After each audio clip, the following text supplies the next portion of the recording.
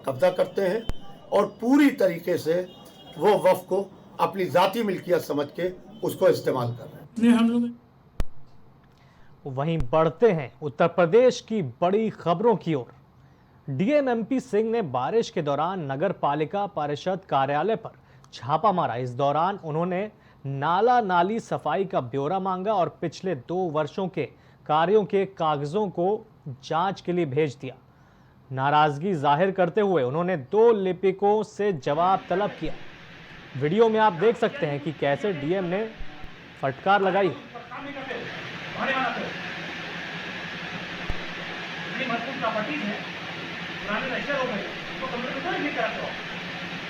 और नगर पालिका हरदोई कार्यालय का इंस्पेक्शन किया और सारे विभागों को देखा मैंने। यहाँ पत्रावलियों का रखरखाव ठीक नहीं है और कर्मचारियों ने अपने रजिस्टर्स मेंटेन नहीं किए, अपडेट नहीं रखे हैं। दूसरा जो निर्माण कार्य है, सफाई है, प्रकाश व्यवस्था है, इसके बारे में कर्मचारियों को कोई जानकारी नहीं है और न ही उनका अभिलेखों का व्यवस्थापन ठीक है। साथ ही साथ जो सफाई कर्मचारी तैनात किए गए हैं, वार्ड वार उनकी तैनाती इन लोगों ने आदेश नहीं किया है कोई। दूसरे जो निर्माण कार्य कराए जा रहे हैं उनकी कोई सूची नहीं है इनके पास। तीसरा, कुछ रजिस्टर्स में मुझे ऐसे मिले हैं, अब इनका हम प्रयोग के परीक्षण करते हैं। संभवतः ईओ ने या किसी अन्य इनके कर्मचारी अधिकारी ने उसको रिमूव करने का प्रयास नहीं किया। गंदगी का अंबार है, नीचे नगर पालिका कार्यालय के बाहर ही वाटर लॉगिंग है। मैं उम्मीद करता हूं कि नगर पालिका को इन सब चीज़ों पर ध्यान देना चाहिए। वहीं पहाड़ों के साथ ही मैदानी इलाकों में भी बारिश होने के चलते सरयू नदी उफान पर है। आजमगढ़, बलिया और मऊ में सरयू के लाल निशान पर जा चुका है, पार कर चुका है, जबकि गंगा में भी बढ़ा जलस्तर लोगों के लिए खतरा बना हुआ है। मिर्जापुर में गंगा का जलस्तर 2 घंटे में 1 सेंटीमीटर की दर से बढ़ रहा है। वहीं बाराबंकी जिले में सरयू नदी की बाढ़ से सैकड़ों गांव प्रभावित हैं। बाढ़ग्रस्त क्षेत्र में पानी कम होने के बाद कटान के साथ संक्रमण बीमारियों का खतरा बढ़ा हुआ है। नदी तेजी से कटान जारी है। कटान के चलते कई गांव नदी में समा गए हैं। वहीं जिला अधिकारी, पुलिस अधीक्षक समेत सभी अधिकारी बाढ़ प्रभावित क्षेत्र का निरीक्षण कर रहे हैं। वर्तमान में गंगा नदी का जो जलस्तर है वो 74 मीटर है और हमारा जो डेंजर लेवल है वो 76 मीटर है। अभी 4 सेंटीमीटर प्रति घंटे की दर से चूँकि बढ़ाव हो रहा है जल का, जिसको लेकर सभी हमारी बाढ़ चौकियों को भी सतर्क किया गया है और एसडीएम्स और बीडीओज और सभी को निर्देशित किया गया है कि स्थल भी भ्रमण करते रहें और जहाँ पर यदि किसी प्रकार का नुकसान हो रहा है किसी के खेत में या आवासीय क्षेत्र में यदि जल जाता है तो उस पर सतर्क दृष्टि बना के रखें और लोगों को भी अलर्ट किया गया है। वहीं खबर देवरिया के राजकीय आश्रम पद्धति में खराब भोजन खाने से एक छात्र की मौत हो गई, तो वहीं 80 छात्रों के बीमार होने का मामला सामने आया है, जिसके बाद विद्यार्थी परिषद के कार्यकर्ताओं ने प्रभारी मंत्री दयाशंकर सिंह के खिलाफ मोर्चा खोल दिया और इसी के साथ समाज कल्याण मंत्री का पुतला भी जलाया। बता दें कि प्रशासन ने मामले को गंभीरता से देखा। राजकीय विद्यालय के प्रभारी प्रधानाचार्य को निलंबित कर दिया गया।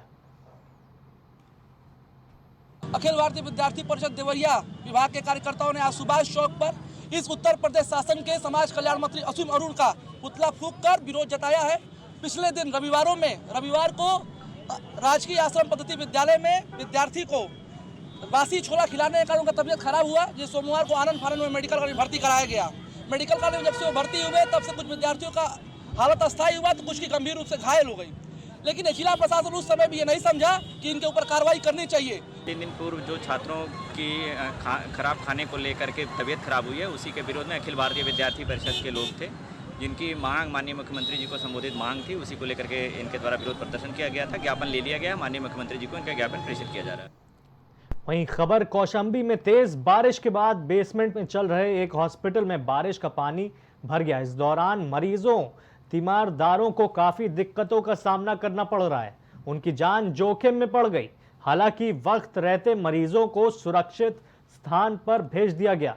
वहीं बेसमेंट में पानी भरने का वीडियो जमकर सोशल मीडिया पर वायरल हो रहा है, तो स्वास्थ्य विभाग ने इसी को लेकर वहां पर कार्रवाई की और उन्होंने हॉस्पिटल को सीज कर दिया। वायरल वीडियो चारवा का बताया जा रहा है, जिसमें एक निजी अस्पताल के बेसमेंट में बारिश का पानी भरता दिख सकता है। बेसमेंट की बात आप कह रहे हैं, 3 अस्पतालों को मैंने सीज किया है आज ही। एसडीएम चायल और सुपरिटेंडेंट चायल को वहां तुरंत भेजा गया है। मुझे भी जानकारी जिलाधिकारी महोदय के द्वारा मिली है और प्लस हमारे मेडिकल अफसर इंचार्ज भी वहां से इन्फॉर्म किए थे। मैंने एसडीएम साहब से रिक्वेस्ट किया है और त्वरित कार्रवाई करके 3 अस्पतालों को सीज कर दिया गया है। इस तरह से हम एक रैंडम टीम बना रहे हैं जो हमारे जनपद स्तर से रैंडमली बिना किसी को बताए हुए अचानक जाएंगे और इसमें खासकर प्रशासन से जिलाधिकारी महोदय से मैं अनुरोध भी किया हूं कि सर थोड़ा सा एसडीएम या थाना को इन्फॉर्म कर दें। कहीं कहीं पर हमको मेडिकल अफसर या डिप्टी सीएमओ को दिक्कतें आती है तो उसमें इनका सहयोग रहेगा। वहीं खबर महोबा के विद्यालयों में सरकारी शिक्षा व्यवस्था पर लापरवाही सरकार की मंशा पर पानी फेर रही है। जनपद में डीबीटी की धीमी प्रगति पर लापरवाह प्रधानाध्यापकों पर कार्रवाई की जा रही है। जनपद कर ब्लॉक खबर गई कि 72 प्रधानाध्यापकों के वेतन पर अग्रिम आदेशों तक रोक लगाई गई है।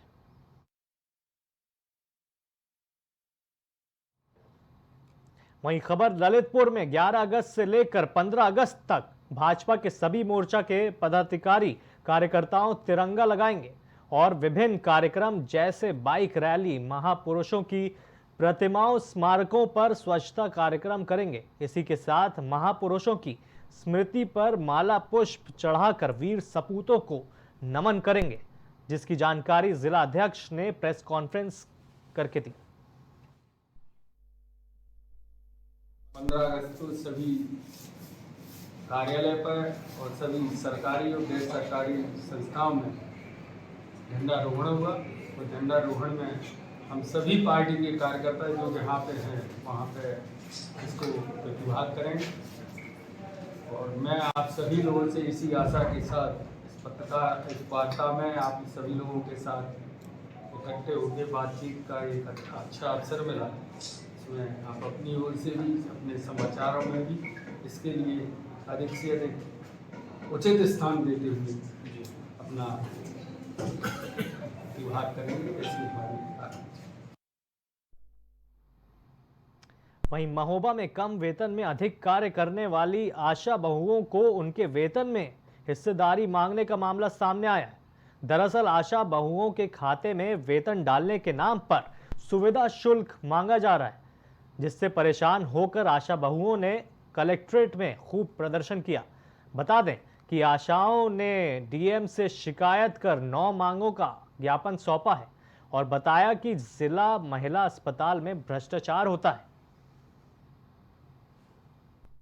हमारी बहुत सी आशाएं बहनें हैं जिनका 12-12 हज़ार रुपये आया है, उसमें से मांगा जा रहा है। किसी से 6,000 मांगा जा रहा है, किसी से 8,000 मांगा जा रहा है। कौन मांग रहा है? मांग रहे हैं, कुछ सीएचओ मांग रहे हैं, कुछ एएनएम मांग रही हैं और जा रहा है महराज के पास। तो महराज इन लोगों के थ्रू बहुत पैसे ले रहा है और जब पैसे ले रहा है तो हमें तो शिकायत करनी पड़ेगी। अब 8,000 में कितना बच रहा है? 8,000 में 8,000 ले लो आप, 4,000 बचेगा आशाओं को। और फिर अगर आप डाल रहे हो तो हमारी मेहनत का डाल रहे हो ना, हराम का तो डाल नहीं रहे हो। अगर हमारे हक का है तो हमें पूरा चाहिए, नहीं तो हमें एक भी नहीं चाहिए। हमारी जो सभी आशाएं बहनें, इनकी बहुत सी समस्याएं हैं, बहुत सी समस्याओं से जो जूझ रही हैं। एक तो हम लोग जो काम करते हैं, बहुत ज़्यादा हम लोगों को कार्य दिया गया है, वो कार्य देने के अनुसार हम लोगों को कुछ पैसा नहीं मिलता है। और जो भी पैसा मिलता है तो वो महीना पे न डाल करके 2 महीना 3 महीना में डाला जाता है। उसके बाद में भी 1,000-12,000 जो बनता है उसमें से कहते हैं कि 6,000 दीजिए, कहीं 1,000 दीजिए, तो उसमें से कमीशन भी लगती है। ये घूसखोरी बंद नहीं हो रही है। कौन मांगता है ये पैसे? किसको डिमांड करता है? भाई जो महराज है यहाँ अस्पताल में कबरई ब्लॉक के, तो वो मांगते हैं। और कहीं सीएचओ से मंगवाते हैं, कहीं अनमोल से, तो वो भी कहते हैं आशाओं से कि पैसा दीजिए, नहीं देती हैं तो धमकियां भी देते हैं।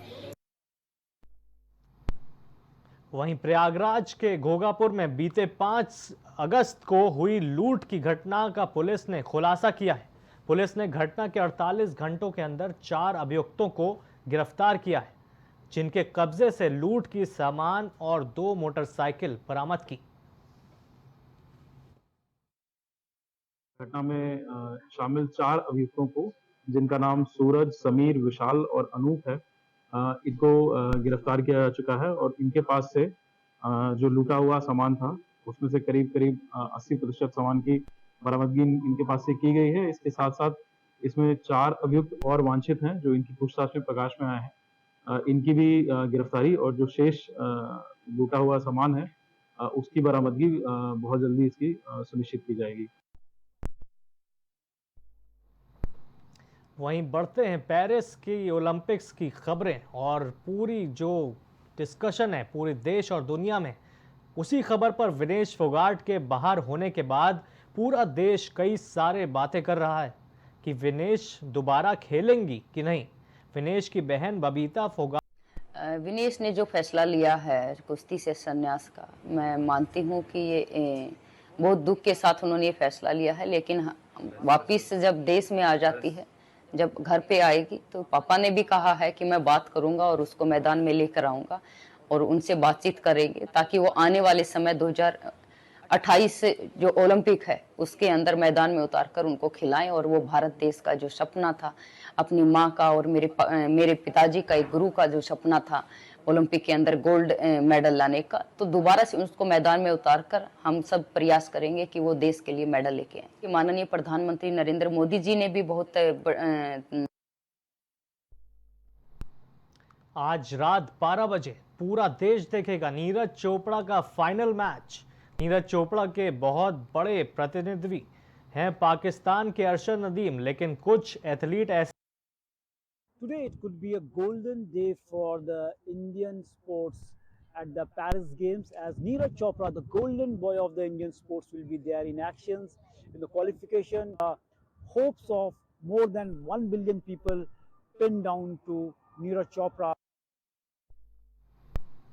वहीं जम्मू कश्मीर से आर्टिकल 370 की खत्म होने के बाद 4 साल हो चुके हैं जब देश आज़ादी का अमृत महोत्सव मना रहा है, तो कश्मीर की वादियों में भी हर साल तिरंगा अभियान को वैसे ही उत्साहजनक समर्थन मिल रहा है जैसा देश के अन्य हिस्सों में। क्या युवा, क्या बुजुर्ग, क्या बच्चे और क्या महिलाएं तिरंगा थामे लोगों की ये तस्वीर कश्मीर के आतंक प्रभावित क्षेत्र कुपवाड़ा से आ रही है, जहां आज़ादी का अमृत महोत्सव के पहले दिन 10,000 से ज़्यादा लोगों ने हाथों में तिरंगा थामा। क्या आपको मालूम है कि कश्मीर की वादियों में राष्ट्रगान को कौमी तराना कहा जाता है, चाहे स्कूलों में पढ़ने वाली बच्चियां हो या फिर बुर्का निशीन औरतें, सबके हाथ में तिरंगा है। बड़े उत्साह के साथ सड़कों पर ये तिरंगा रैली में शामिल हो रही हैं। भारत का राष्ट्रीय झंडा अपने हाथों में थामे हुए कौमी तिरंगा गा रही हैं।